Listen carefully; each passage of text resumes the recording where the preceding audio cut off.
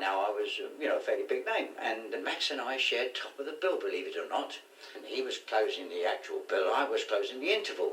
I'd never actually met Max up to that date. And so finally, a stagehand walked across the stage and said, Charlie, Max says, would you like to change places with him? Because if you close the bill and he closes it, he can get back to Brighton. And after all these years, I thought, what a cheek, and yet to offer me the top spot, which it was.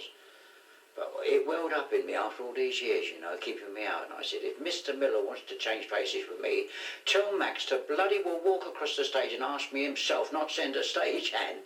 And he did, he lumbered across, he says, okay, Charlie. I said, yes, Max, as if we were great mates. By 1950, Max had been at the top for 20 years. He was very rich and famous and expected to be treated like a star.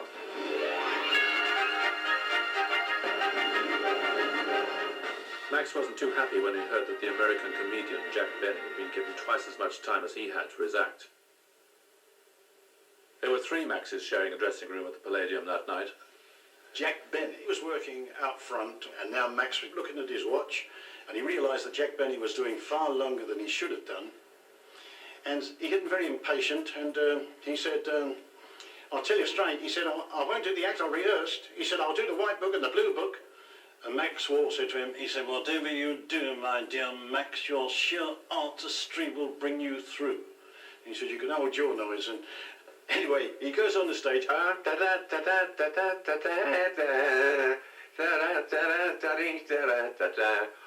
on he came, looked up at the raw box, and he says, which book do you want? And back from the raw box came the blue one. On he went, and of course it was different. He'd done nothing like this at rehearsal, and he wouldn't come off. And they're all on the side going, Max,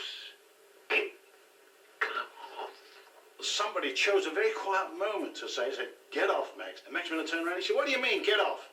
He said, the Yanks have had a go, let the British acts have a go. If I stay on here, he said, I'll stay on till midnight because they want to hear. Am I right? And everybody said, yes, yes. And finally, Max kept finished and he came off. Suddenly, the door bursts open, and Val Parnell, who was the head of Moss Empires, is livid with rage. And he looks at Max and he says, Miller, he says, you'll never work one of my theatres again. I can see Max now just about to hang his head up, and he said, Val, you're 60,000 quid too late.